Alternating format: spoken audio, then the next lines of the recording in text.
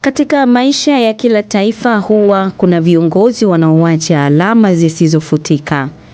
Viongozi ambao maisha yao ya utumishi, uadilifu na kujitoa kwa wananchi huendelea kuishi hata baada ya wao kutotoka. Hii wizara, mimi nimekaa hapa kwa muda mfupi, lakini nimegundua tunapozungumza usalama wa nchi yetu ya Tanzania, hatuwezi kuacha kuisema Wizara ya Afya kwamba ina mchango mkubwa katika usalama wa wananchi kwenye taifa letu. Miongoni mwa viongozi hao ni Jenista Joakim Mhagama, mbunge wa muda mrefu wa jimbo la Peramiho na mtumishi wa serikali kwa miaka mingi, ambaye kifo chake kimeacha pengo kubwa kwa familia, wananchi na taifa kwa ujumla. Katika makala hii tunatafakari safari yake ya uongozi, dhamira yake kwa wananchi na mchango wake katika ujenzi wa taifa. Ungana nami msimuliaji wako Rebecca Creighton. Tulifanya kazi kwa pamoja, tulipambana. Viko vipindi vigumu tulivipita, kwa mfano wakati wa ugonjwa wa Marburg, magonjwa ya mlipuko. Kwa hiyo ugonjwa wa Marburg ulitushughulisha sana, lakini kwa uongozi imara wa Mheshimiwa Rais tuliweza kuvunja rekodi ya kuondoa ule ugonjwa kwa muda mfupi. Kwa hiyo kwa kweli yako mambo ambayo yakitokea kwenye sekta yanakuwa ni mambo mazito, lakini kwa umoja ambao niliuona kwenye timu hii, nashukuru sana na naomba nichukue nafasi hii kuwashukuru sana.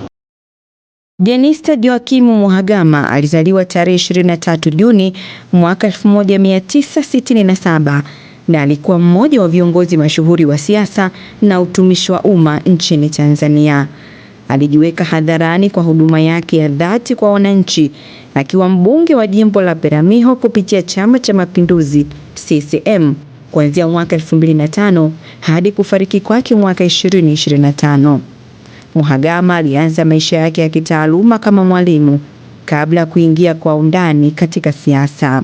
Alikuwa mshirika wa muda mrefu wa Chama cha Mapinduzi CCM ambacho alijiunga nacho tangu miaka 1980 na alitumikia kwa dhati katika nyanja mbalimbali za uongozi ndani ya chama na serikali. Katika utekelezaji wa majukumu yake ya bunge na serikalini, Mhagama alishika nyadhifa kadhaa za juu. Aliwahi kuwa naibu waziri wa elimu na mafunzo ya ufundi, waziri wa sera, bunge, kazi, vijana na walemavu, na baadaye waziri wa afya wa Jamhuri ya Muungano wa Tanzania, ambapo kupitia nafasi hizo alichangia katika utendaji wa sera na uendeshaji wa serikali kwa manufaa ya wananchi. Mbali na kazi yake katika waziri, Mhagama alijitolea kuwezesha maendeleo ya kijamii katika jimbo lake la Peramiho, akihamasisha miradi ya elimu, uchumi na ustawi wa jamii. Aliheshimika kwa uwezo wake wa kushirikiana na wananchi na kutetea maslahi yao bungeni na serikalini. Mhagama alifariki dunia Alhamisi Disemba 11 mwaka 2025 jijini Dodoma, akiwa bado anahudumu kama mbunge, na taarifa za kifo chake zilitolewa na Spika wa Bunge Musa Azan Zungu. Kwa maisha yake yote, Mhagama atakumbukwa kama kiongozi mchapakazi, mwaminifu wa chama chake na kutoa huduma kwa umma, aliyeacha alama thabiti katika maisha ya kisiasa na maendeleo ya jamii. Mhagama amezikwa katika kijiji cha Rwanda Mbinga mkoani Ruvuma, akiwaachia wengi kumbukumbu ya uongozi wa dhati na huduma kwa taifa. Asante kwa kuwa nami katika makala hii fupi, msikilizaji. Endelea kutufuatilia kwenye website yetu www.afmradio.co.tz, Instagram, X ama Twitter tunapatikana @afmradiotz, YouTube channel yetu ni iDigital TZ. Mimi ni Rebecca Creighton. Asante kwa kuichagua AFM na kuitazama iDigital.